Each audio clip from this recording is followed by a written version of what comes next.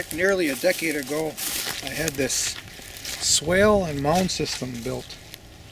Not very often does the system fill up with water this completely. Generally it's right after the snow melt, and then the ground is frozen, so it's like holds it like a bowl as it melts. But with the rain we had last night, it filled the entire system up. And what it's designed to do is hold water so that the mounds that the trees are planted on can soak up the water. Back here I have nut pines planted on this last one. You can see them in here. But that top swale there is the widest one. It holds the most water, and it's like a reservoir.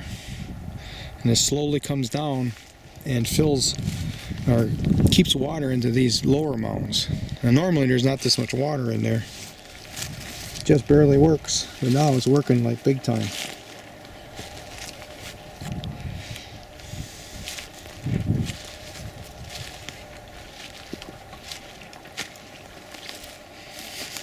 You can see all the tubes that are laying around. Those are trees that failed. You got to do a lot of planting up here. You know, if I had to guess, 15% of them lived. The rest all died. Then we'll talk about this spillway right here. Again, right there's a spillway where the rock is. And it spills off into this turnaround area, which I use too much when it's soft. I shouldn't be driving in here when it's soft. It's only seasonal road. But you can see the water flows over and flows down. And it flows into this design that I produced this last year. And all this water becomes a battery or a storage of water for the main pond. Now this pond didn't have such a storage before. Now all of this water here will flow back into the pond as evaporation begins in earnest for the summer. Now maybe there'll be another month's worth of water. Or maybe 2 weeks or whatever. Depends on how dry it is, how hot it is. But we're between the trees, so evaporation isn't going to be as big of an issue. You can tell because all the ground is bare.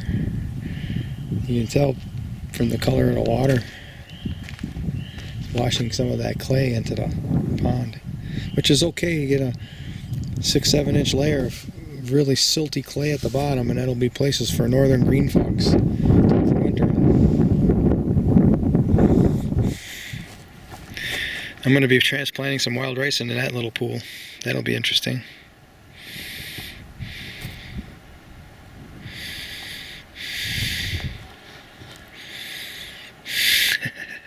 That looks nice. Notice the green leaves of comfrey. They were all wilted when I planted them yesterday. Boy, did they spring back to life. Right here I can see 1, 2, 3, 4, 5, 6, 7 of them. A place where critters can hide. In the fall, a place where deer can eat. There was a place where more seed came out of the spreader than otherwise. And it's sprouting very quickly. Very nice. It's 2 weeks old.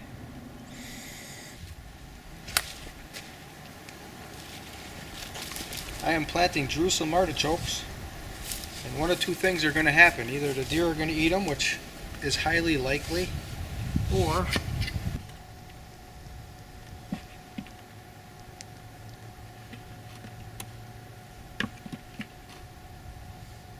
this is the looking branch I installed. I've seen bucks use it, and does and fawns. And then this is for the first time I put a camera right there, right at that spot. So the next time I come in, I'll check it. I want to see that it's working okay there. Not that some buck comes along and looks right up at it and never is showing up again. If that happens, then you know it's a failure. It's too close, not high enough, whatever.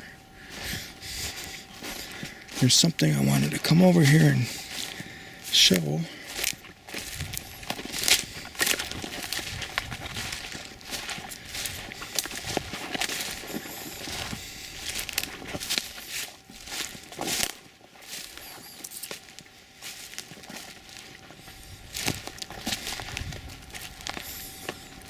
He's still here.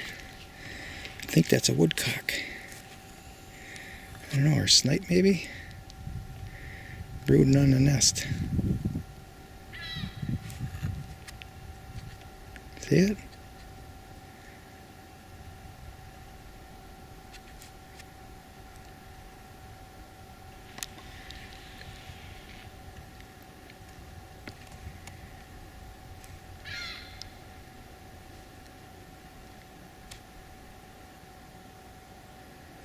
I'm not sure what that is, but it's brooding on the nest. Some type of bird. Can't hardly even see it. That is a bird brooding on its nest. I almost stepped on it yesterday, it's still in flesh. See its eye right there? Brooding on the nest. Here's hoping you make it. This is the area that I'm going to experiment with using segments of a dead balsam fir to hold up canary grass through the winter. This as a means of producing cover here, but more importantly, cover during hunting season. They'll be comfortable being out here more in the open. You can see how the canary grass right there has been held up by the cage. And right now the canary grass is all chopped up because I was cutting this. I cut it for like 5 years in a row to experiment, seeing if it would come up as fresh greens during hunter season, and it works. So this is the only field that's green, November 15th. Now I'm going to change it into cover. So I'd fell that old balsam fir that died, and then I cut it into these segments. And now as the canary grass grows up through the branches will hold it up, providing a screen, side cover. And right here I got a little area here that's almost surrounded. I'm thinking deer are going to bed right here. We'll find out.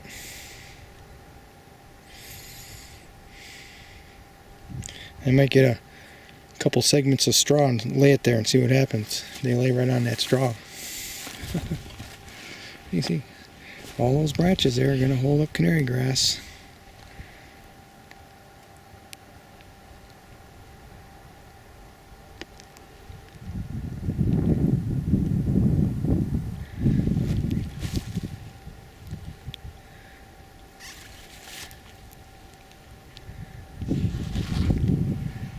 And here's like a little cove right here. Entire area surrounded. And then there's depth of cover with additional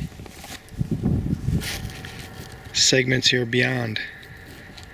And then there's a little tuft of canary grass growing on that side, so I put a segment there to hold that canary grass up. There's a lot of balsam fir growing in that area, and that's good. I'm going to let them grow, and that'll all be covered too. This is an exciting experiment. It'll be exciting to see what it does this next hunting season, 2023. These little mounds of dirt that's actually compost.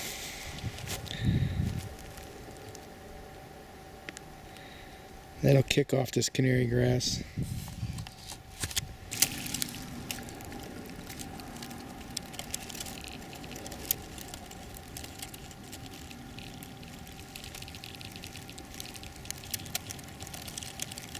That's interesting. Those are ants. Wonder why they're doing that.